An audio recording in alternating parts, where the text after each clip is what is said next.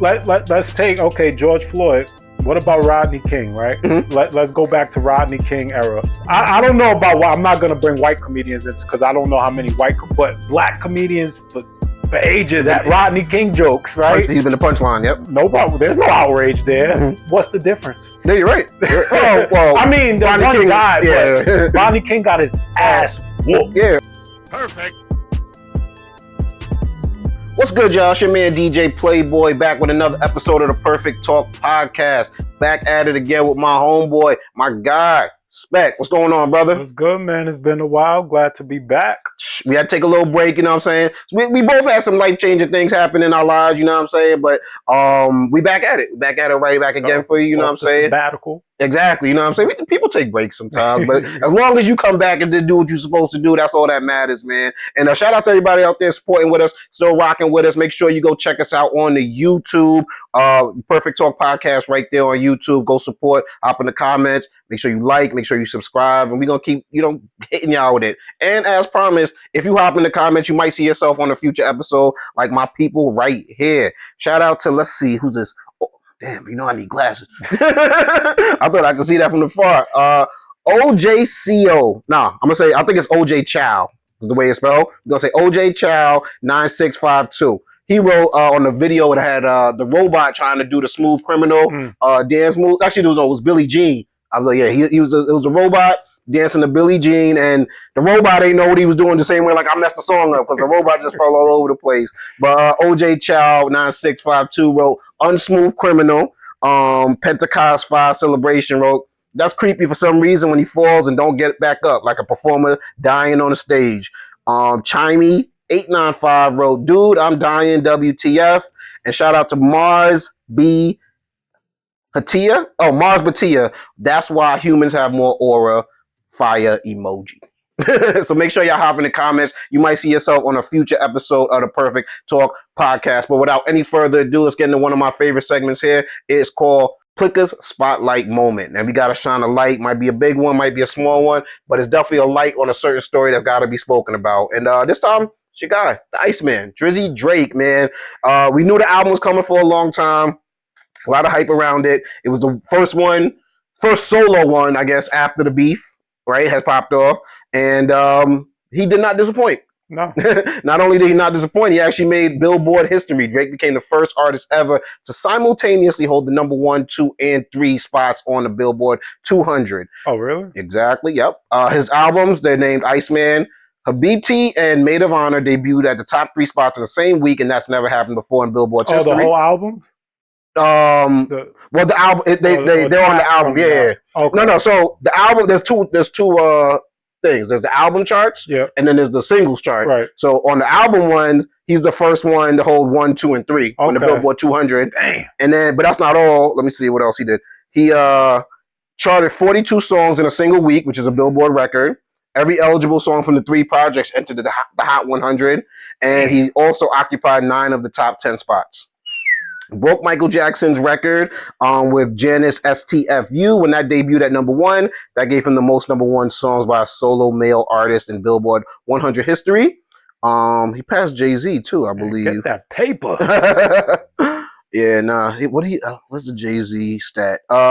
He earned his 15th Billboard number 1 album, and that moves him ahead of Jay-Z for the most number 1 albums among solo male rap R&B artists. And he's now tied with Taylor Swift among solo artists overall. Only the Beatles have more number 1 albums. That's fire. I mean, whether you hate them or love them, you know what I'm saying? Whatever side you fall on it, you got to give props to the people making history. You know what I'm saying? Drake's a hit maker, man. Yeah. It's almost like... Undeniable. It's like LeBron. Whether you're a LeBron fan, whether you're a stan, whether you're a hater, the numbers, he got all the records. And you know what I'm saying? Ironically, those two guys don't get along with each other, but they both, you know what I'm saying, making history. Have you had a chance to listen to all 3 albums? It's been about 2 weeks now. Yeah. I'm still, I ain't gonna lie, I have not listened to Habibti, but Iceman and Maid of Honor, definitely fire, you know what I'm saying? But if I'm not mistaken, Habibti is more the joints for the ladies. No, that's Maid of Honor. Is it? I thought Maid of Honor, like, that has, like... Well, so when I say songs for ladies singing, Because they both might be so, but I thought Maid of Honor, when I listened to it, was more like he's experimenting with like different sounds. He's certainly experimenting. Like this is a song I heard that. But I feel like it's certainly a lot of. It's for the women. No, they both for the. That's how I worded that wrong. They both for the ladies, but he's singing more on a BT, which if I'm not mistaken. And Maid of Honor, he's spitting or he's doing the West Indian thing. Like I would say it's a fusion of West Indian music, Jersey club meets EDM. Yeah, I don't know what it is, but it works. It works. Which is insane. I was like, yo, this is. I didn't want to hate on it, but I didn't know how to go into it, listen to it, because Iceman is bars. Yeah, Iceman is you still hearing bars, and I didn't know how to go into it, but I was like, oh, okay, this is. You know what I mean? Like it's treadmill music right here. You know what I'm saying? Like, you know, and actually, you might not even want people to see you dancing to it. You gotta listen to it on the low, like, you know what I mean? But nonetheless, definitely fire. You know what I mean? And 3 solid projects. Yeah. What do you think about? Surprisingly, because normally if artists, I mean, I don't know that artists put out 3 simultaneous albums, but we've seen artists put out double albums. Yeah. And normally, like maybe like, you know, the second one isn't as hot or something. But I mean, or the deluxe. They'll add 5 songs. I see why these didn't make. But this is 3 individual projects. They all sound different. They all have their, you know, he did his thing. How do you feel? Is he? Now my question is, did he do it to get out of be done with his deal? So I heard that rumor. I heard that rumor because it's. And he does mention like kind of stuff like that on the. You know, on the. He's album. Also beefing with Lucien Grange, which is I believe the head of Universal. He is. Yeah, he disses him a couple times on the album. Yeah. I don't know how you beefing with niggas who gave you a plane. I think with that level though, it's just like. I don't even know if they probably run into each other and shake hands, but knowing that he's suing them or something like that, you know what I'm saying? Like I think when you at just at that level, it's like it's business. It's not strictly business. Yeah.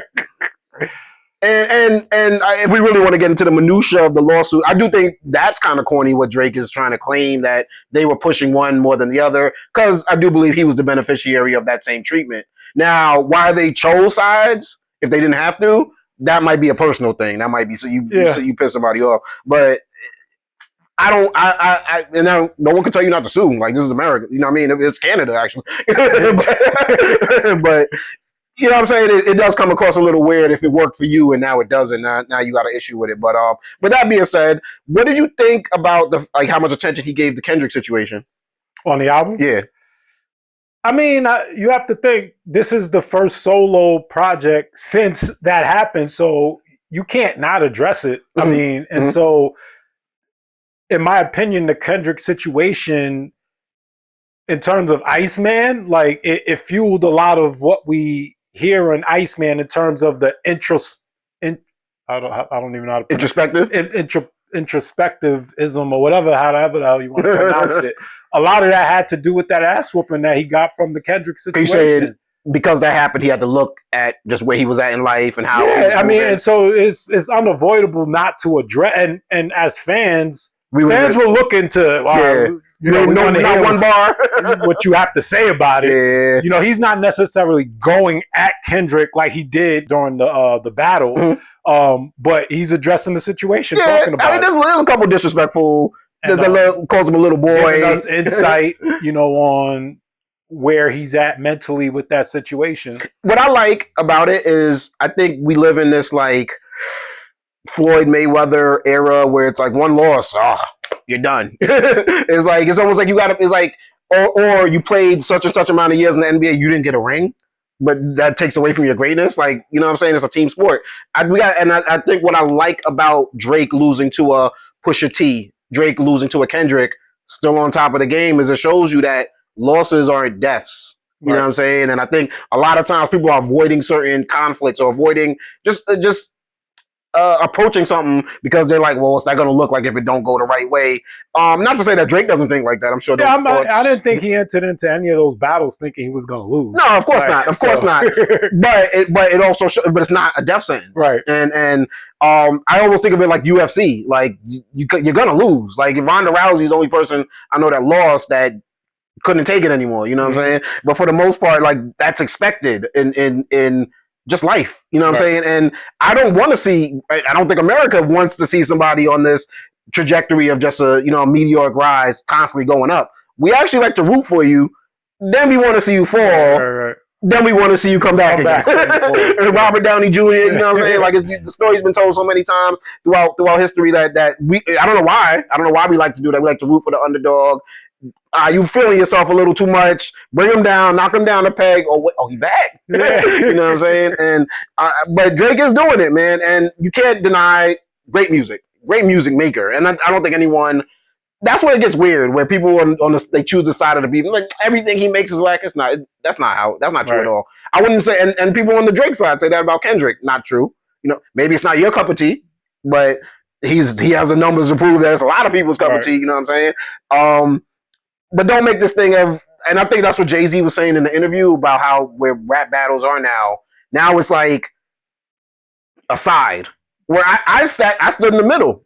I was like, I don't. Yeah, I didn't know F Kendrick or F Drake, like, OVO and all this. It's not my fight, you know what I'm saying? But I was rooting. I watch sports, you know what I'm saying? Sometimes, like I watched the Western Conference Finals. I didn't have a dog in that fight, but I enjoyed the battle of it. And there was a time where Drake was coming out dropping bars. Remember, Kendrick was slow. I was like, Drake got him. Yeah. Then Kendrick started coming back, and I was like, you know what I'm saying? Drake tried to go. So it's like, I'd rather be the guy that doesn't choose Republican or Democrat, like win my vote. You know what I'm saying? And I think that's what this battle does. Now, I'm also, because I don't do that, I don't have the shame of being like, oh, now I can't listen to Drake because I didn't pick a side like that to go hard on. So, and I think a lot of people painted themselves in those boxes now where they might be missing out on some dope music. You know what I'm saying? But since according to this, Drake has 15 #1 albums, over 400 Hot 100 entries, 90 top 10 hits, and the most #1 songs among solo male artists on the Hot 100. Where do you think? I wonder where the female number is, because it said male artist, so I wonder where female lands on that, or is the male the highest? In terms of all having more than the female, you think? Yeah, that's a good question. I almost wanted to say yeah, but I don't have the proof to back that up. But if Drake were to retire, where is he at in hip hop? I mean, you can't. He's on the Mount Rushmore. Mount Rushmore, you know what I'm saying? Definitely in the top 4. There's no ifs, ands, and buts. Now, if he's your favorite or not, that's a whole different story. But I mean, you can't deny greatness at the end of the day. So, does Drake's success show that rap credibility has nothing to do with overall success? And I say that because take the Drake out of it, we've seen Gunna, quote unquote, do the cardinal sin you don't do in hip hop, still do okay with himself. We've seen even Young Thug still drops music. You know what I'm saying? Nobody's ostracizing him out the game. So this like rap credibility where it's like you got to be the best spitter, or you got to live the street life, or you got to do that.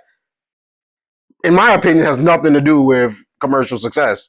No, at the end of the day, as long as you spit hot fire, people gonna love you. There's gonna be the ridicule and people who talk, but that's only gonna last but so long. That's gonna last 2 weeks, a month, and then. But as long as you keep doing what you do, we're gonna forget about that. Yeah, and we're gonna embrace you again at some point. How would you feel before we move on? The Khaled bar, like, because I saw Fat Joe talking about it and. It's like it's rough when Fat Joe's like, I don't want to like that song. The problem is the song he dissed Khaled on is the hottest fucking song on the album. That shit is crazy, dog. It's some crazy shit on it. It's really hot. It's a hell of a. I said, damn, why he dissed him on the best song on it? I'm like, that would hurt me. I ain't gonna front. And maybe Khaled feels the same way. You know what I'm saying? But. What'd you think about that? Because a lot of people are looking at Khaled in a different way. I wasn't crazy about Khaled before this. I mean, Drake ain't say nothing that we didn't already say, because people were already talking about that a whole year ago when it all happened, and so you know, I mean, well, more so not the Free Palestine of it all, because I feel like I don't pick a side on that either. So it's like who am I to point the finger at Khaled? I mean, more so on. Because if I understood the bar correctly, Drake is like, you got real quiet when shit got hot for me.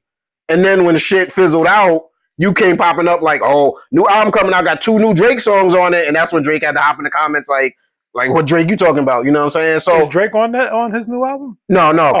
But that new album was supposed to come out like a year and a half ago.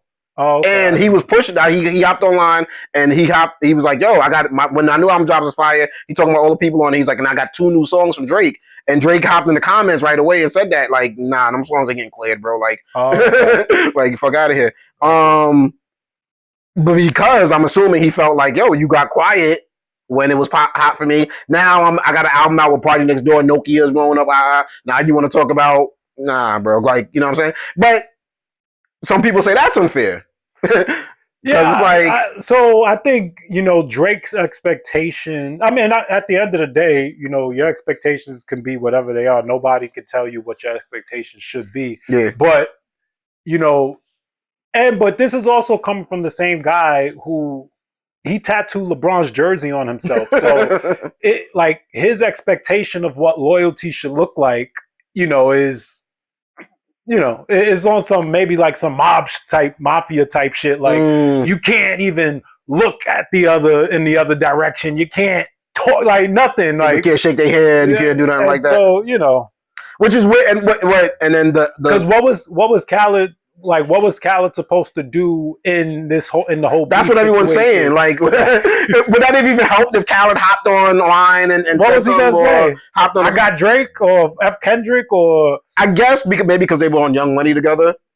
They was, you know what I'm saying? They got history. But what was he supposed to say? One of Khaled's biggest songs got Drake on it on the hook. You know what I'm saying? So I can see where Drake, a lot of people, but again, I didn't hear Nicki say nothing. I didn't hear. What were these people like? What were they supposed to? I think he wanted the reason to talk about Khaled, and I remember what T-Pain was saying, how Khaled is the guy that's like my brother, but then you not popping no more. You don't hear the phone call from him. He won't answer your call. I hear that piece. I think, like you said, Drake's view of loyalty may be skewed. Khaled's view of friendship is calling everybody his brother. Some people are going to take that shit literally. Right. And you know what I'm saying? Like, you got to take what comes with that. Like, and it seems like a lot of people took it literally. But then Khaled, I don't ever look at Khaled as a side. Like, Khaled, I just look at, he loves everybody. Like, everybody he's going to be friendly towards. Like, he's not going to pick a side on some shit. Because that's his business of, I need these people to get on the songs. It's not like back in the G Unit Terror Squad days type of deal. And I think he doesn't look, I'm not in Drake's camp. Like maybe if you got at Fat Joe but Khaled's his own entity. Khaled don't even diss people that diss him. That's what I'm saying. I don't know what Drake expected from certain people. But we don't know what goes on behind the scenes and what why they, because that shit with Future got squashed. That piece still, like, I'm curious, like, what the hell happened there? I looked back into it. I heard that shit got squashed right after the song came out. Are you talking about like that? Yeah. I can maybe because and I was thinking about this randomly on the way here. Maybe like when Future did that track for Metro, he didn't know that was that what was going on, that Kendrick was gonna be on it. I kind of feel like it went that route. And then once the song came out, he I didn't know blah blah blah blah. I don't want nothing to do with this. And I don't know about that screenshot to Drake. I don't know because Future didn't come out at the time like say that. But also it would have sabotaged their own project. Right. I also think Metro's the producer. You listen to that album. There's interludes by Mobb Deep on there. I think Prodigy specifically. And everything sounds like you talking about a Drake. Like go back and listen to what is it? We Don't Trust You or something like that. Mm-hmm. And then We Still Don't Trust You. They have interludes on there from like different people. Like I think Charlamagne's on the second one saying some shit. But like they use certain things where like it feels like you coming at you, but I can see a world where Future's like, I just spit the lyrics. I don't do that. Does he make the beats? He put, because Metro just did his own solo album right before that. So I can see him looking at this as kind of like a part 2, but it's like me and Future working together. Because I think the Metro, I don't know, but I think the Metro Drake shit is over a girl. And I think, and it's like, you know what I'm saying? And Future, like, and Future and him might have had a misunderstanding. I think Future knew what it was. I don't think that song came out without Future knowing it had a Drake diss on it. But I think Future was mad at Drake at a certain point in time, and I think they squashed it. Elliot Wilson has said it back, I think at the end of 2024, that had happened. So I could see that, like, you know what I'm saying? Like, they just got on the phone and they got cool. Because when Young Thug got out of jail and he was talking about everybody should squash their beefs and da-da-da-da-da. I think Future had liked one of them or whatever. So, like, that to everybody was like why they weren't that surprised that Future was on the album and shit like that. But Yeah, conversations happen. You know what I'm saying? But speaking of like things getting misconstrued and people having beef with each other, man, let's talk about. Actually, let's go to one of my favorite segments that we have here on the Perfect Talk podcast, and it's called "Since We Spoke." Been a long time since me and my man Spec have kicked it, and some things have happened, but I really want to focus on one, man. This Kevin Hart Netflix roast. Came and went. I didn't think it was that big of a deal, but definitely people have feelings about it afterwards. Some thought some of the jokes are misogynistic, racist. Some of the people I think just don't understand how roasts work. And don't realize that they're not a bunch of comedians getting up and doing a set. They there to make each other feel bad, which is a weird practice in general. But it's in the comedian world. That's what they do. A lot of people did not like Tony Hinchcliffe's joke about George Floyd. They felt like some of the stuff talking about Kevin Hart's family members who passed away, Cheryl Underwood's husband who committed suicide. Actually, the audience had an issue with it. Come out, find out Shane. What's his last name? Shane Gillis, who hosted the event, said he spoke to Cheryl before the event. Made sure that line was cool. But I still saw Cheryl, having some issues with certain. I think Tony's joke about George Floyd. Chelsea Handler also came out and said that she's not feeling Shane and Tony, which I thought was weird that comedians would talk about because they're like the free speech people. So that to me kind of threw me off. But then there's also like the female comedians were coming out saying it. I haven't really heard many of the male people come out have any issues with it. Kevin was defending it on a Breakfast Club this week. No, I mean, I think at the end of the day, the male comedian, they're males, they know what it is, Locker males, room vibes. Yeah. And obviously the females, they're comedians, so they took it on the chin, but they made sure we don't appreciate that type of deal. But they made a joke out of it as well, even though that they really meant those things. Yeah. So and it was funny because I watched Dr. Umar. He did a whole think piece. He had all the jokes written down. And he was going through what they were saying and why it was racist, basically, and how they used this as an excuse to get their racist jokes off. And as he's talking to it, he's like, "Oh, he called Tiana Taylor a bitch. He called Regina Hall a bitch." They're talking about Shane Gillis. He was going through what Jeff Ross has said, all the stuff they said to Cheryl Underwood. He's like, "Oh, they compared her to a man. Compare this." And as he was going through, it made me realize, we in the internet era, not everybody's in the same niches, or you know what I'm saying? So I listen to a lot of comedian podcasts. So you kind of pick up the culture. They're in comedy clubs. No matter how big they are, you touring, you work in comedy clubs. That's how you get your chops. Mm-hmm. You know what I'm saying? And even when you're preparing for a tour, that's where you go and get your sets ready and everything. And for me, it was like, oh, I can see why Dr. Umar maybe not, and I don't know how much he's in a comedy. I don't know how much he's in a white comedy. He's looking at it maybe from the outside, oh, this is racist, because I think the term is they call punching down. You're punching down on people that are supposed to be. They're not. They have things against them. Whether there's a race that has been ostracized or held down, you're making fun of these group of people. And I was like, oh, he don't get it. In the comedy world, the black people are the kings and the queens. They all look up to Richard Pryor. They all look up to Chris Rock. Dave Chappelle is royalty. You know what I'm saying? Kevin Hart. You know what I'm saying? He come in, he could bump people off the set. And yo, I'm performing before you. You know what I'm saying? Everyone don't have that. So for them, I don't even think they punch it. They don't even look at it as punching down, whether they really feel like that or not. They really punching at their heroes. You know what I'm saying? And where else are they going to be able to make a joke like this without it looking? They can't do that on their podcast because if you're in a room full of white people, it's this is where those jokes can happen. And it's just a safe space for it. So I can see why. Now, I see the other side of it. The George Floyd joke wasn't funny. It wasn't, and actually it wasn't necessary. The set was actually pretty good without it. Yeah, I mean, to be honest, I don't think there is another side to it. It's all hypocritical. It's all what's this selective? It's all selective. Selective outrage. At the end of the day, it's no different than take all of those jokes, and if a black comedian said them, would there be as much outrage towards a different race? You saying, or towards his own race? Take the same jokes. Yeah, okay. And a black comedian makes all of those jokes. So it's what the fuck are we talking about? This is all comedy at the end, and so it's just don't say, oh, this black man can say this joke, but that white man can't say that joke. That shit is so stupid to me. My only beef is George Floyd's family wasn't there. And George Floyd obviously wasn't there. All right, let's bring up George Floyd. So, so the family, I feel they are offended by it, and they came out and said they were. And they have the right. They have the right to be. Yeah, this is on this public thing on Netflix. It brings up bad memories. So I would say Cheryl Underwood is fair game.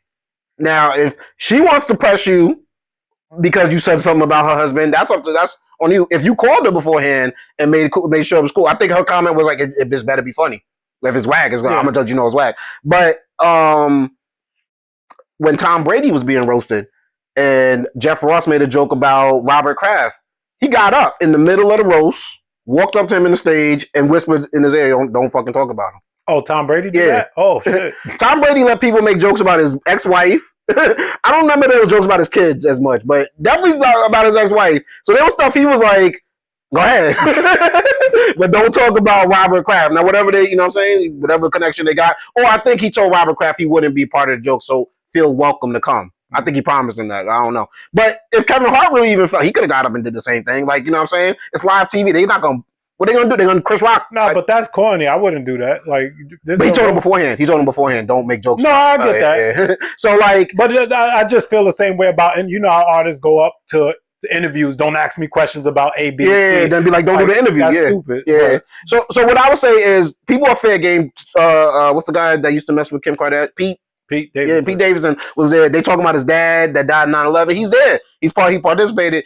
People that aren't there to be joked about, and it's not like George Floyd was a celebrity. You know what I'm saying? Like, he was thrust into the national spotlight. You know what I'm saying? So I feel like that's not fair game. And I wasn't offended by jokes, so I'm not gonna make it pretend as if I am. I can see why they would be offended though, just because I'm just trying to see their side of it. But so I would keep it as people in the room. Keep it with the people in the room. But now you putting rules on comedians. It starts just getting, getting corny. The family of George, they have the right to be upset. That's their feelings. But but what I was gonna say is, again, where it becomes selective. Let's take George Floyd. What about Rodney King? Right. Mm-hmm. Let's go back to Rodney King era.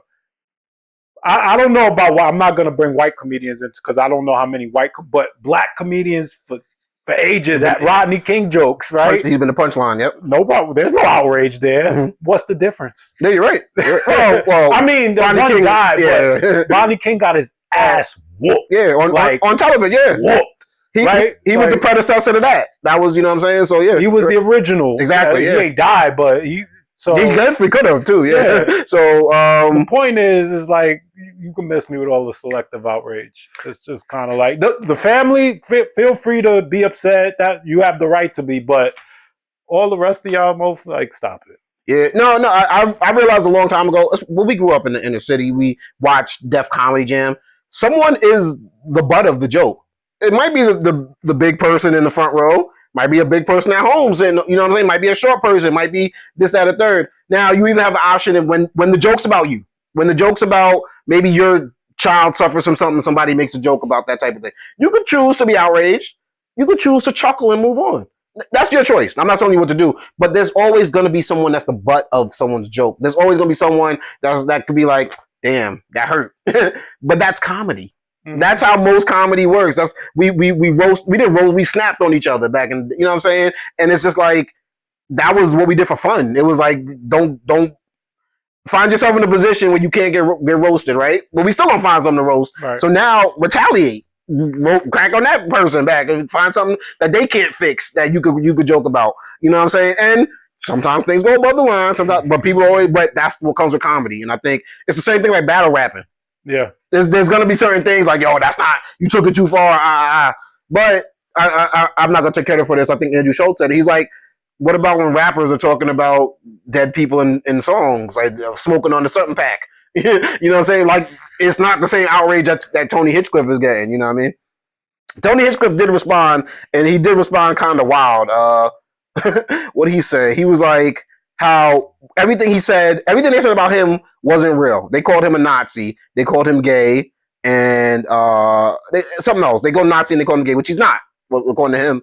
But he's like, but you are either fat or racist. Excuse me, you're either fat, black, or Jewish. or whatever like that. And he's like, but he didn't say it like it was a bad thing. People took it as, I think he said you're either ugly, fat, black, or Jewish. And he was saying it all in one sentence. So I think people took it as he was saying it as all like, these are all the things wrong with you. I think he was literally saying, this is a overweight person. This is an ugly person. This is a black person. That person's a Jewish person. I didn't make shit up. I said things that you really are and joked about it. You guys are able to call me things that I'm not even, and nobody seems to be one of, you know what I'm saying, judging my hours. What I say about him is I think he wanted the moment, the Puerto Rico moment again, when he was at the rally and he made the joke about the floating pile of garbage. Oh, was that him? Yeah. Oh, okay. I didn't know that. I think he wanted one of those moments. What else was he? He's a big guy. I mean, he doesn't need that. Like his YouTube is through the roof. His podcast is through the roof. It's called Kill Tony. They're touring on the shit. So I mean, more so, it seems like this is his thing. That's his thing. But that's also if you watch his thing. If you watch his content, you would know that. Right. And that's where it all originally comes from. If you don't know Shane Gillis's content, if you don't know Tony, if you don't know Kevin Hart, some of that is gonna. I didn't know none of these people. I've never heard of a Tony Hitch. I didn't know who Shane Gillis was. Mm-hmm. But at the end of the day, we're talking about comedians. Mm-hmm. So I took everything as jokes. Like I don't bring no real emotion to a comedy show or anything like that. Like it's, from my perspective, it all is fair game at a comedy show. And so it is what it is. No, you brought up a good point, because those are two of the biggest comedians in America right now, right? And you've never heard of them. You know what I'm saying? What they tried to do, because it's Netflix, is mix. Oh, let's get the big guy that's doing that. Let's get the huge guy in that market. Let's get the da-da-da. And they didn't force it. They all kind of have a relation with Kevin. Like Shane is from Philly with Kev. Big J Okerson, that's his guy. They used to like, they used to be in the clubs together. Yeah. So they're not like, he didn't just pull random white people. These people actually have a connection. But what I think from the audience perspective, if you don't watch their stuff, you like, why didn't you get why didn't you get Marlon Wayans? Why didn't you get that? Like, because we wanted more of a Def Comedy Jam feel. So where it's a catch-22 is Kevin Hart's that big that to do something with Netflix, they could have done a black-only event, but would that have been profitable for a Netflix that probably has to pay these people to appear? They had to pay Tom Brady mad bread. I don't know if they had to pay, maybe they have a deal with Kevin Hart, but it's just like, they gotta, you know what I'm saying? They're like, this has to go viral. If it don't, we just wasted money. So I can see why they like, yeah, get someone from here, get someone from there, get a female from here, get the chick from that movie, da-da-da, because, like, get Lizzo, because the more that we mix into this gumbo, the more likely it's going to resonate and go viral. Who's to say, like, when we say, like, Marlon Wayne, who's to say that they have a relationship? Or he didn't turn it down. You're just assuming that because they're all black, they all have a good relationship. Yeah. Maybe not. Kevin, you have to understand, Kevin Hart has commercial success. So he's on a different level, which means he's going to rub elbows with the white ones and all of these, where it's not gonna be on some Def Comedy Jam type shit. Maybe if you would have got to him 20 years ago, maybe. That's right? Exactly. So, when he was making Soul Plane and shit. Yeah. No, but and I don't think Kevin. I don't think this was even up to debate, but I don't feel like Kevin should be catching backlash for this, because he even said it. He's like, I don't look at people's I'm not jokes. even the one who made the jokes. Yeah. Literally. He not only did he. Nobody's mad at Netflix, really. You know what I'm saying? But they have writers that write jokes for these guys. Yeah. Like, some of them write their own stuff, obviously, but they also have professional roast writers that are helping, like a Regina Hall or Tiana Taylor come up with their own, you know what I'm saying? Yeah. So, like, he's like, why y'all mad at me? And then he said it. Why would I want to see they work? But he's like, when I was in the clubs the week before, we were all working our shit out in the clubs, if I knew someone was going to be on the roast, I'd be like, oh, what time you going on? Let me step out, or let me perform before that, so I don't see your set. Because I want to laugh. I don't want to fake laugh on stage. So I'm like, yeah, he's not going to sit there and go through every line. And Trump said that same thing about Tony Hinchcliffe at the MAGA rally. He's like, why am I looking at what he's going to say before it? I didn't even hire him. You know what I'm saying? And it makes sense. But moving on, Spec, man, we're going to move on to one of our favorite segments here, man, Spec in the building. So you know we had to do it. It's called Put Some Respect on My Name. My name, come up, respect. Yeah. Let's go. Stop playing with my name. That's when Spec lets us know if he got respect or speculation for something going on in the news. Do it. I got two good ones for you, man. They kind of are related. You know what I'm saying? It's kind of like, where do you bring? Is sports even a place for doing this? The first one up is my man on the New York Giants, quarterback Jaxson Dart, introduced Donald Trump at a New York rally. This got a lot of headlines and caused debate. Some people loved it, some people hate it. one of his teammates, Abdul Carter, is a linebacker, and a talented one, publicly questioned Dart's decision. I gotta start this off with a Go Big Blue. I'd love it if y'all would follow with me. Go Big Blue, Go Big Blue, Go Big Blue, Go Big Blue. What an honor, what a privilege it is to be here. And without further ado, I'm grateful, I'm honored, I'm pleasured to introduce the 45th and 47th President of the United States of America, President Donald J. Trump.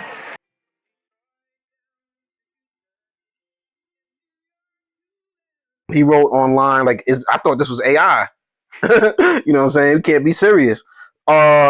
Which then made people talk more because it's like, oh, locker room beef. The quarterback and the linebacker not getting along. I want to know where you fall, respect or speculation. Should a Jaxson Dart, who might be either a Donald Trump fan, I'm assuming, or just respects the office, right? Felt compelled to want to introduce him. So he has to take what comes with that, I'm assuming, right? But was he in the wrong, I guess is my question. Was Dart? Jaxson Dart in the wrong? Because if that's how he feels politically, right? Should that be able to just be like, yo, this is my political views. Like, it has nothing to do with how I play on the field. You could have shown me a picture of Jaxson Dart, but he voted for Trump. I wasn't surprised to see him in It wasn't like, oh, I'm heartbroken now, like Jaxson Dart. But you know what I'm saying? So to me, it wasn't even that serious. But I can see where some people are like, well, he's doing a lot of things. He's got wars going on. People are hurting for money. He makes these comments where I think what Trump said the other day, I don't care about American finances. I just care about if Iran has a nuke. Negotiating with Iran, Mr. President, to what extent are American financial situations motivating you to make a deal? Not even a little bit. The only thing that matters when I'm talking about Iran, they can't have a nuclear weapon. I don't think about American financial situation. I don't think about anybody. I think about one thing. We cannot let Iran have a nuclear weapon. That's all.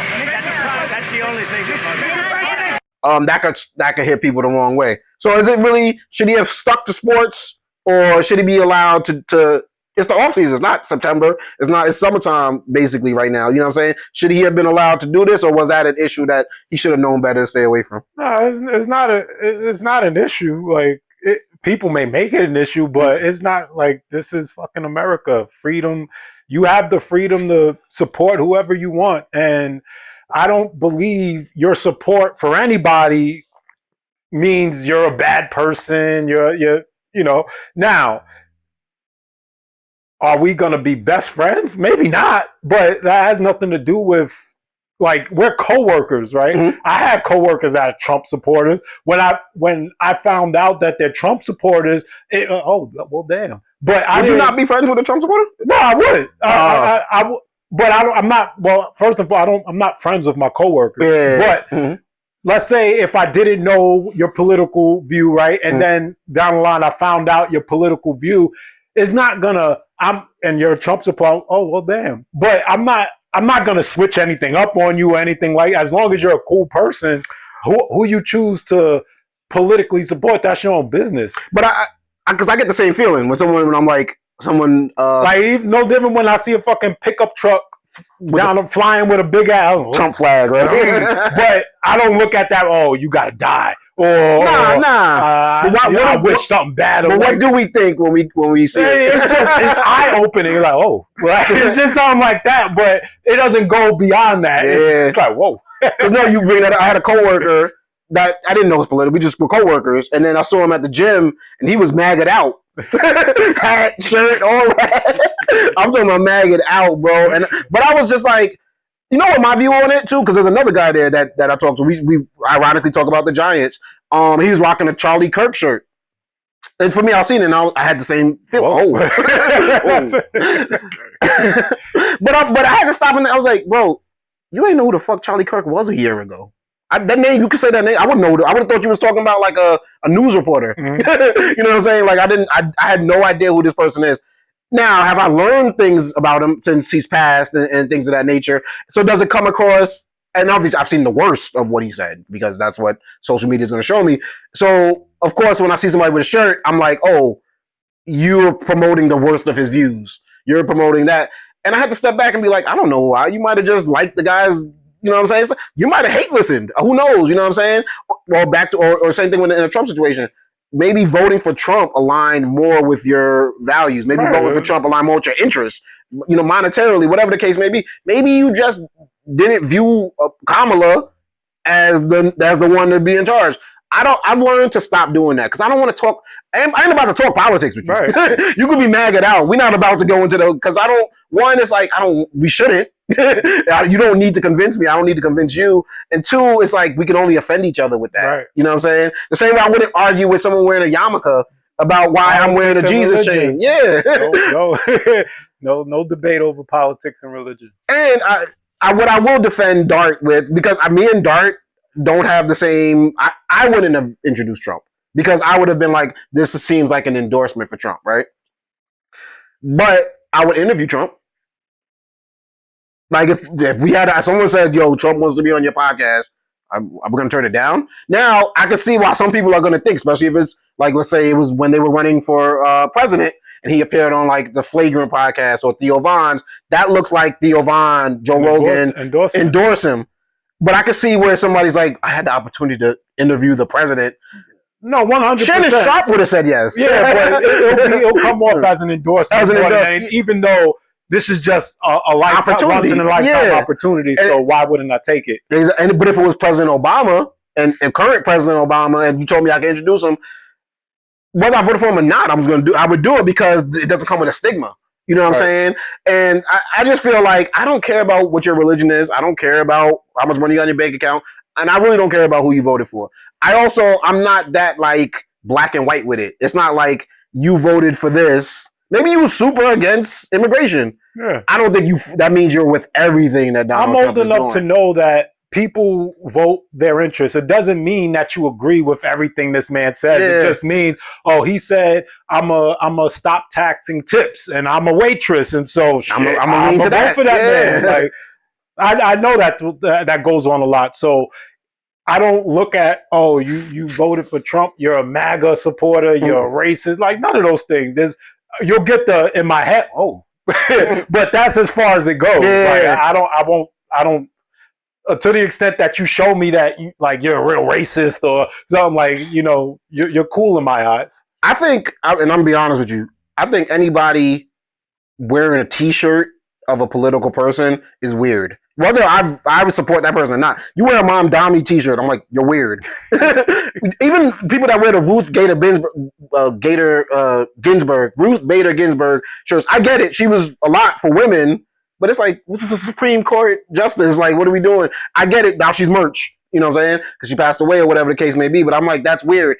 With all that being said, I wouldn't do it. I'm not gonna rock a bunch of my political views on a shirt. But also because it doesn't, in my view, it doesn't enrich anything. It doesn't invite people in. If anything, I think it might draw people away. And I want you to judge me for me, not because of how I may vote it or how you might think I might vote it. You know what I'm saying? So in that term, like, you come with a shirt on or a bumper sticker, I might be like, you're a little weird. But I think we as a country need to be like, so you voted for, like, all right.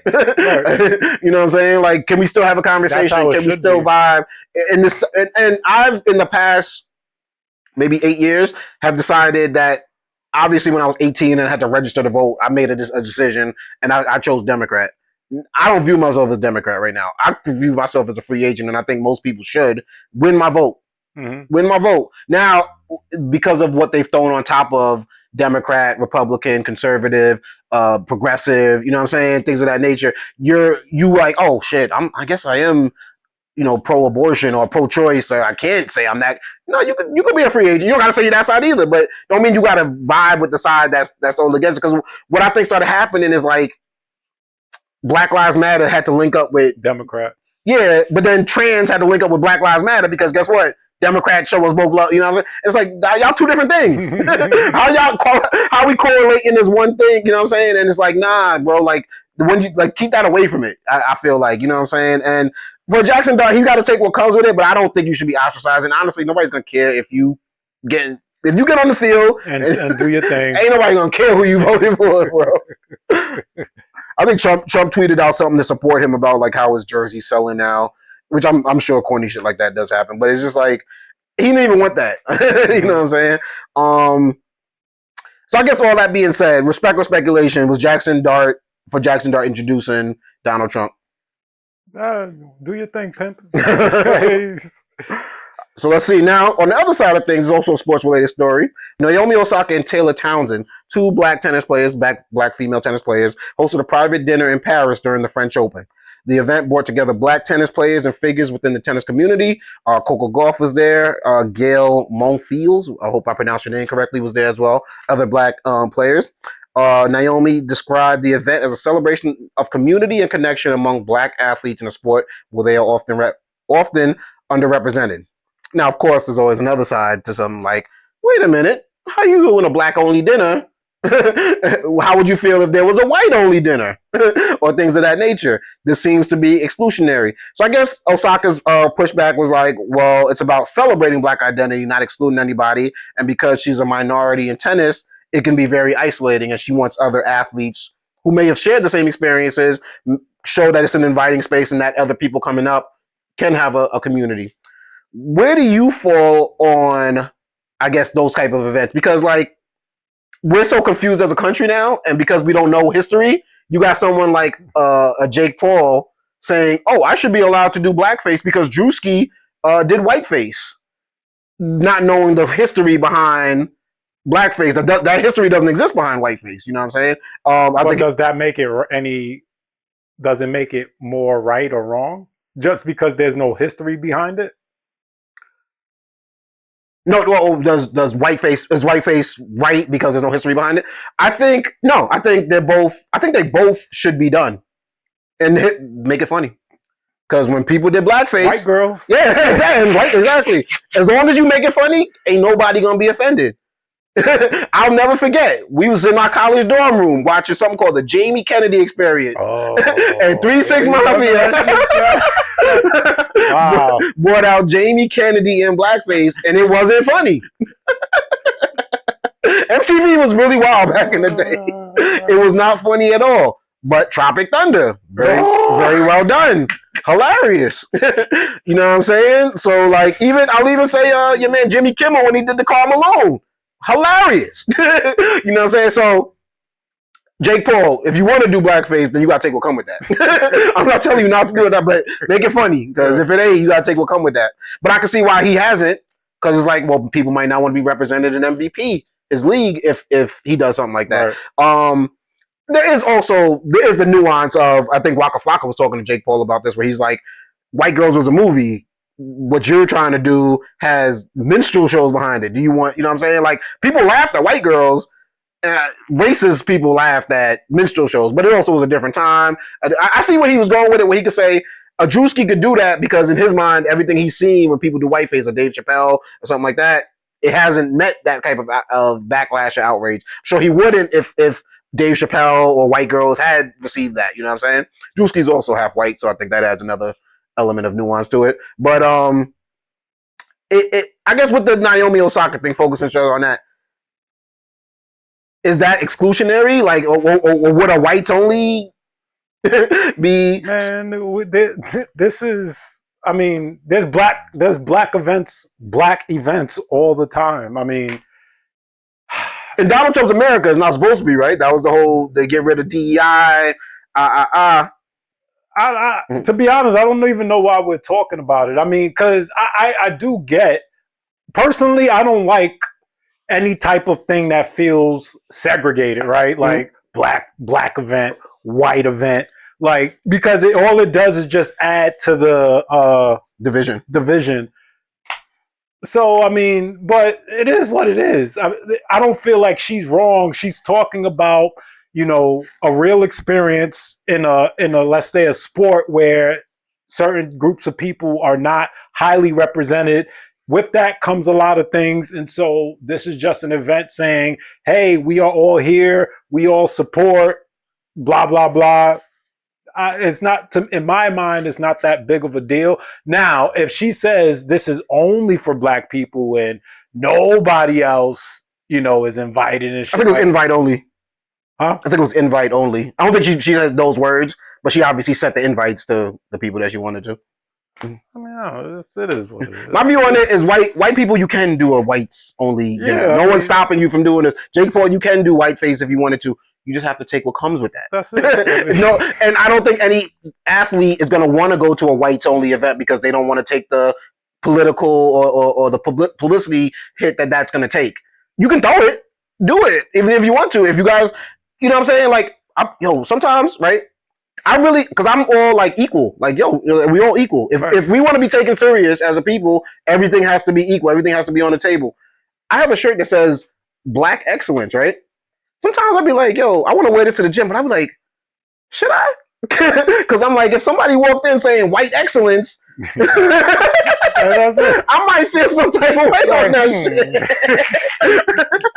shit. You might feel some type of way. So I'm like, but I can see where they're coming from. This is why history is important. And conservatives running away, or I don't even want to say conservatives, I feel like I'm picking whatever group of people aren't into teaching American history because they feel like it might make a certain group of people, namely young white kids, feel bad. You're only doing them a disservice because then they'll make stupid comments and wonder why, not knowing the history behind it. Mm-hmm. And it's like, teach them the history and they'll fully understand it. Whether they feel bad for the day, at least they'll have the knowledge. Don't do this stuff where like now people are coming up, it's a black only dinner. Oh yeah, because they weren't even allowed to play the sport. You know what I'm saying? Like probably 50 years ago. You know what I'm saying? 70 years ago, not less than 100. You know what I'm saying? So it's just like if you don't know that part of it, then you're gonna ignorantly say, why are they doing this? Why are they doing that? So, but when you got a regime, or for lack of a better term, an administration that is just trying to take that away and not teach people that, you're gonna get the ignorance that comes with that. Keep it equal. Keep it equal, people, but you're gonna get separate treatment. I'll just let you know it ain't gonna happen like that, man. Spec, before we get up out of here, man, we gotta move on to one of my favorite segments here on the Perfect Talk podcast, and that is called Things I've Seen on the Internet. I do have a video, but you know what? Real quick, before we get to that one, I want to play you some audio. It comes from my girl, Latto. They said Latto might have some bars for Cardi B.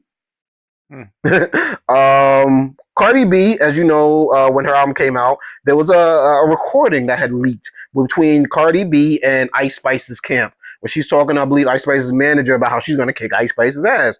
And several times in that conversation, she says, I'm not Latto. I'm not Latto. Now, me, I'm just silly. Like, I thought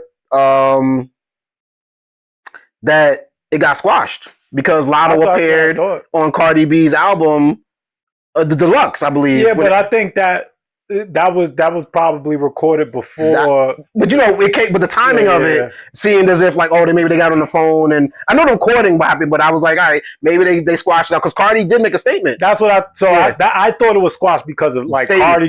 Like Cardi said, I fucks with Latto. I fucks with her camp. She was like, I'm gonna apologize to her publicly and send her a bag privately, which is very important to the bar that Latto felt the need to say on this song called Gimme That. Bitch said, what? Let's clock it. Really got a Hermes store in my closet. Talking about buying big mama a bag like my nigga ain't already bought it. Like my nigga ain't coming off racks. Big bank over here, big facts. Wish a bitch would get in that booth. I'm calling up Playboy Max. So the internet said that's about Cardi. It would have went over my head. I ain't gonna lie. These bars, I would not catch them without the internet. I can hear it. Yeah. But that one was kind of like. But okay. I didn't even look at that as a shot. I mean, if Cardi said, I sent her, apology publicly, sent her a bag privately. Mm-hmm. I mean, she's acknowledging that. I mean, she ain't say she ain't say nothing flagrant, in my opinion. So it felt more like I don't need the bag. Yeah, like my man got me one already. Right. But it also felt like a way, what it felt like? Like I'm going to address it in a kind of a disrespectful way, but I'm not going to like shoot at you. Yeah, I mean, it wasn't, I mean, she addressed it. Maybe on some, I didn't really appreciate, that type shit, so you could tell she's not happy about it, but it wasn't, she ain't getting no she ain't get disrespectful with it. But, and also, I'm gonna buy her a bag. It's like I'm a rapper too. I don't need you to buy. Like, maybe you don't got all the bags Cardi got, but you like I got all the bags I want. And my man, is a rapper too. He's pretty successful. And then she also put the Playboy Max line in Blackboy Max, line in there. That piece I didn't get. So she says, wish a bitch would get in that booth. I'm calling up Blackboy Max. And I guess TMZ said that Cardi and Blackboy Max are linked in some way, shape, or form. I think Cardi B gave him a shout out. I didn't know that. I don't even know who that is. He's a streamer. Okay. I only know that from streaming, yeah. But I was just kind of lost on. I didn't know that. That was like, but I'm also 42 years old. I'm supposed to be keeping up with all that dumb shit. But that to me felt like I didn't appreciate it. It ain't gotta be. It ain't on. It ain't up. But I'm not. Don't little bro me. Yeah. That's how I perceived it. No but I mean, if we're gonna rap, let's rap. Like if you're gonna address it and you feel the type of way about it, come a little harder than that. Well, no, you see, because this is one of those situations. I'm gonna say it once and I'm closing the door. Leave it versus I'm gonna come with it and now I'm forcing you to have to, and now it's not over. So maybe this is just a warning. This is just a warning shot. Like, I appreciate it. Yeah. Keep that. Like, keep my name. You disrespected me. Here's the bar. Let's move on. Keep your name out my mouth. Keep my name out your mouth. Latto's one of my favorite female rappers. I think her and Glorilla, they fighting for the top spot for me. But the album's fire too. Everything I heard of it. I haven't listened to the whole thing. When did it come out? Friday. Oh, okay. I haven't listened to it. I've never listened to a Latto album. But she definitely could spit. So some I'll say, and I meant to mention this during the Drake segment that we had spoke about, but like I don't listen to full albums anymore. Like during the streaming era, I'm kind of like if it's on the playlist, maybe I'll listen to it, or I'll give the album one listen. Like, but Drake got me listening to like the whole album. I ain't gonna front. Like it's been a while since I've done that. Like I'm sometimes I might try to attempt to listen to the whole album, but something about it not being physical media for some reason it doesn't feel like I have to listen to the whole thing front to back anymore. Right. I don't know. It was something about that, but like maybe that's just the feeling of streaming. But I mean, if we talking bars, let's talk bars, man. Let's talk my guy Jay-Z. Things I've seen on the internet. He gonna be in Yankee Stadium this summer, right? You going? I don't have. It's sold out, right? And all that. I never even looked. I think I'm pretty sure it sold out pretty fast. But you've been to a lot of Jay-Z contests, though, so you've seen Jay-Z, so you know it's gonna be a show. He was at the Roots picnic this weekend. And the caption on here says he has bars for Drake. I didn't catch the Drake line, but he definitely got bars for some people. Let's see who you could hear who he had bars for. It's a joke. Public enemy #1 out in rank. The rock's not crumbling. The leprechauns have magically run out of pranks. Your son on a federal jail line mumbling something about having too much in his drink. You know how dumb that is? Another one fumbled his, wonder how I get the blame. Niggas' teeth is tumbling out their mouth and somehow I'm the one who done it. It's a mystery gang.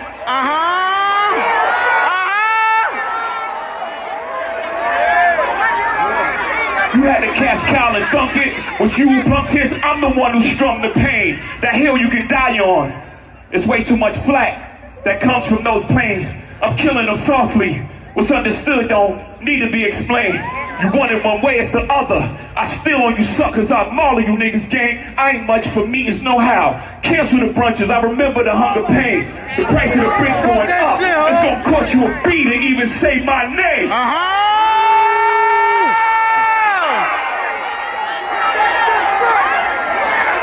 You ever heard of a wonderkin? My children is some of them. Have you niggas no shame? Y'all trying to get underskin? I really get underskin. Ask unharmed playing. Y'all thugs with y'all thumbs again. Everybody think they're the ones insane. You're no maniac. Watch y'all saniac in my presence, nigga shrink. I need a new therapist. This shit is not working. I'm truly on the brink. Y'all better not encourage him. Y'all don't want me to think these thoughts that I think. That nut ass nigga still stuttering. And Chatty Patty down on his luck again. Quest introducing me to Jaguar. I don't know why I still fuck with him.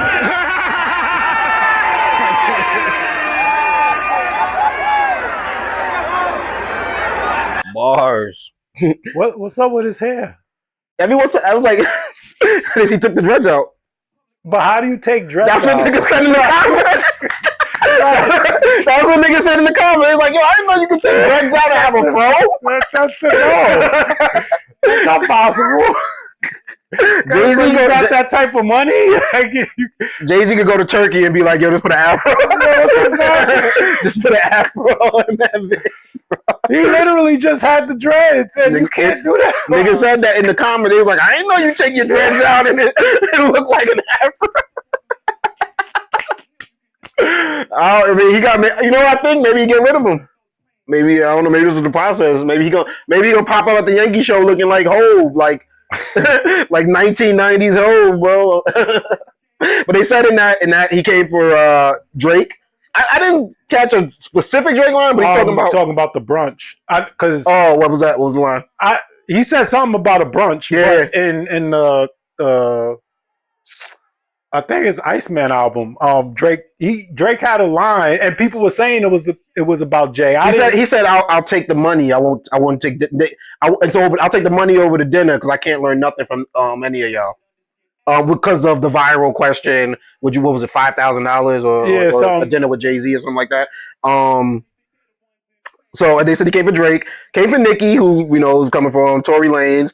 Ye, I definitely heard Ye bars in there because he was like, I don't know why I still fuck with this nigga or some shit. He said no, that was about Jaguar, right? He's like, Quest introduced me to Jaguar. I don't know why I fuck, because remember the Roots used to fuck with Jaguar, right? Right. And it was Quest Love in the Roots. He's like, nah, the Ye line was like, he said he a maniac, but he acts real sane when I come around. Oh, okay. You know what I'm saying? Obviously, you heard the Dame Dash lines. Yeah. They said a couple. Yeah. They said the stuttering shit was about Oskino. I don't keep up with Oskino enough to to catch that. But Jay on a tear. Jay on a tear, man. This might be a good year to drop something, Jay. This might be a good year to drop something, Jay. I woke up to that. Like, I woke up to academics tweeting about it, and then it was like one of the first things I seen this morning. And I was like, okay. Roots picnic was this weekend, and Jay did not disappoint, y'all. I know he brought out beans, I think, in Freeway. Also, yeah, because it's in Philly. But I like to see Jay-Z spitting, man. You know what I'm saying? I had to bring that to the people because it's things I've seen on the internet, and you know how we do here on the Perfect Talk podcast. But that's another episode in the book. Spec, where can my people find you at, brother? Nowhere. You can find your guy DJ Playboy on X at DJ Playboy. On Instagram at Plickapeezy, PLICCAPEEZY, and of course at Perfect Talk Radio on Instagram as well. Check us out on YouTube. Go check out our page. Make sure you like, subscribe, leave a comment. We like that engagement. You know what I'm saying? We try to engage the show. And go check out the website. Still up and popping, man. PerfectTalkPodcast.com for everything DJ Playboy, everything Perfect Talk Podcast, all our episodes right there. And of course, you can get yourself some merch. You know what I'm saying? You can be fly like us with the Perfect Talk merch, man. The Knicks versus the Spurs. Go Knicks! Knicks versus the Spurs. The finals have been set. We watched the Western Conference Finals last night. Good game. Great game. You know what I'm saying? But when Wemby made it through, man, he knocked down the previous champs in OKC Thunder. Now they got a reason to fall on the ground. They beat them up. They beat them up, though. Like, they're the younger team, right? The Spurs, if I'm not mistaken. Yeah. And they was bullying them. They was really bullying them, bro. Like, my man Caruso's wrist was all messed up. You know what I'm saying? Like, your guy Williams is injured. Shea was balling. I'll give Shea that. He definitely went down, you know what I'm saying, like a champ. But it's going to be exciting. I think the Knicks match up well with them. Obviously, we were alive and in high school last time the Knicks made the finals, and it was exciting. But it's been a long drought, 27 years, you know what I'm saying? So New York is on fire right now. Let's go. They had to shut down them watch parties because they were like, it was getting too crazy out there. But it's gonna get crazy. Yeah. I don't care. Motherfuckers are gonna be like, they're gonna be projecting it on something. Like, it's gonna get crazy. Because New York City, we waited so long, and it's not like we never had anything. We've had Yankees, we've had the Giants, but to have the Knicks do it is a different feeling. And wasn't the last time they won it was in the 70s? The Knicks, right? Yeah. The Knicks won in the 70s. Bill, what's that guy's name? Oh shit, he ran for he's a politician, but Pat Riley, huh? Cartwright? No. Was it Bill Bradley? Bill Bradley, was he on that team? Shit, I don't know. I know he turned into a politician, but I know wasn't Pat Riley on that team, the championship team? Yeah. Okay. Let me see, Bill Bradley. Did he play for the Knicks? Yep. Bill Bradley, basketball player, USN. That's sort of yeah, I think he was on that championship. But that just goes to show you, man, when I got to pull up old-ass white dudes to be like, who the hell was on there? It's time for a change, man. The Knicks need another one up there. And they said they wasn't hanging up the in-season tournament banner. They didn't hang that up? They said we don't want to hang that shit up. So let's get the title up there. Let's put up, ironically, facing the same team from the in-season tournament. Yeah, I heard you said that earlier. I didn't even know that. Yeah, the Spurs, man. So it's gonna be exciting. And like I said, I think it's gonna be a great matchup. I was just hoping that they beat each other up in the West because the Knicks have been having their feet up for like over a week now. Hopefully they're not rusty and they just come out, guns are blazing, man. Yeah. Wednesday. Yep. Game 1. Be there, man. Obviously, y'all know who we got. I'm not even going to disrespect Spec by asking them.